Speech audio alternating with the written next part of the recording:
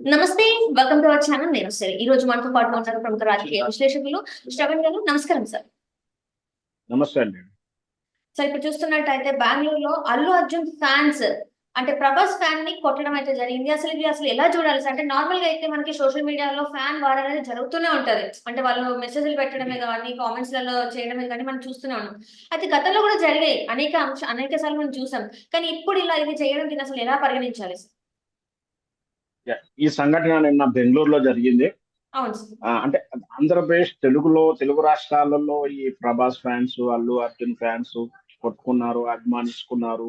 ఏదో రకంగా ఉన్నదంటే ఒక రకంగా చూడాల్సిన అంశం. హ్మ్. హ్మ్. ఇది ఇతర పరభాషా రాష్ట్రంలో అభిమానులు కొట్టుకున్నారు హ్మ్. అనేది ఒక రకంగా ఇది బాధపడాల్సిన అవసరమే. ఎందుకంటే మన తెలుగు చిత్రాలు ఈ రోజు పాన్ ఇండియా లెవెల్ దాటేసి పాన్ వరల్డ్ స్థాయికి వెళ్ళిపోయింది. అవును సార్. ఎప్పుడో తెలుగు చిత్రాలు తమిళ్‌గా, మలయాళం, కన్నడం, బెంగుళూరు టౌన్‌లలో డైరెక్ట్ రిలీజు, డబ్బింగ్ రిలీజ్ అవుతూ మన హీరోలకు ఒక మార్కెట్ వ్యవస్థ అనేది ఖచ్చితంగా ఉంది అక్కడ. అక్కడ కూడా హ్మ్. హ్మ్. ఫ్యాన్స్ ఉంటారు.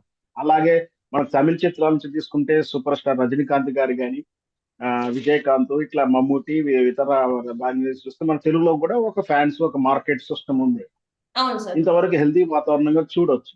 కానీ ఈ ఇష్టం అభిమానంగా మారిన తర్వాత హ్మ్. ఒక్కొక్కసారి ఈ అభిమానం కాస్త ఆహ్, ఆరాధన వైపు మళ్ళాల్సిన అవకాశం ఉంటుంది. జనరల్‌గా ఏంటంటే ఫస్ట్ ఒక వ్యక్తి మీద ఇష్టం ఏర్పడుతుంది.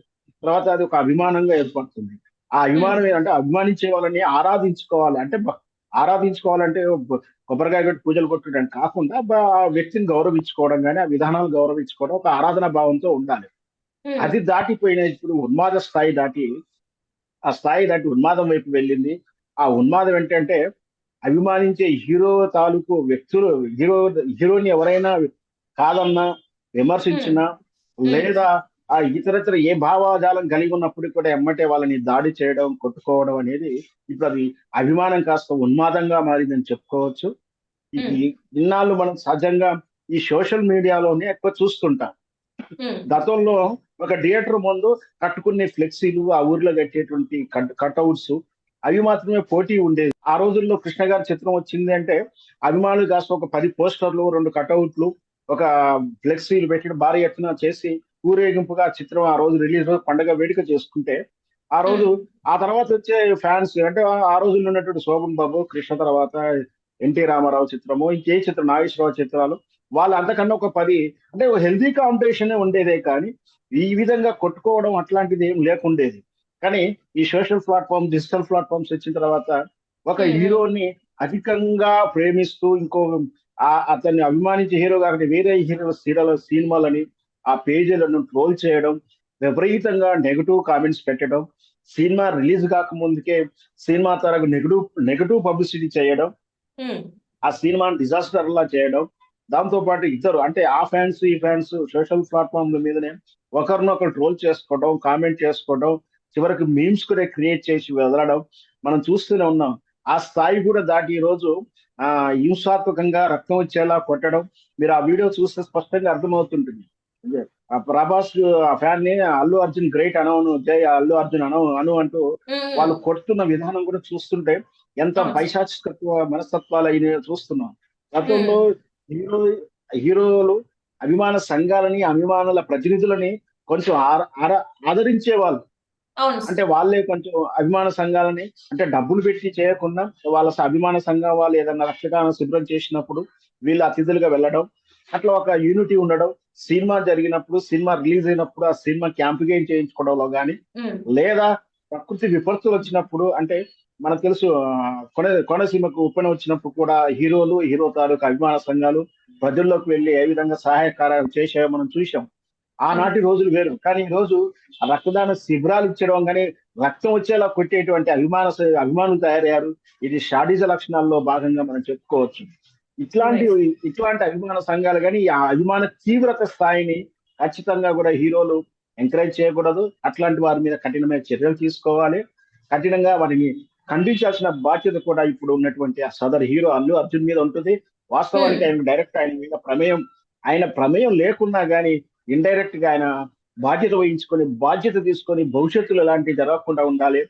కానీ పిచ్చి జనాలకు తెలియదు ఏంటంటే ఈ అభిమానులకు ఈ అల్లు అర్జున్ ఈ ప్రభాస్ ఇద్దరు స్నేహితులు కలిసి ఉమ్, పార్టీలు చేసుకుంటారు, కలిసి వేదికలు పంచుకుంటారు, కలిసి అవును. ఈవినింగ్ పార్టీలు తీసుకుంటారు, ఫంక్షన్లకు వాళ్ళ ఇంటికి వీళ్ళు వెళ్తారు, వీళ్ళింటికి వాళ్ళు వెళ్తారు.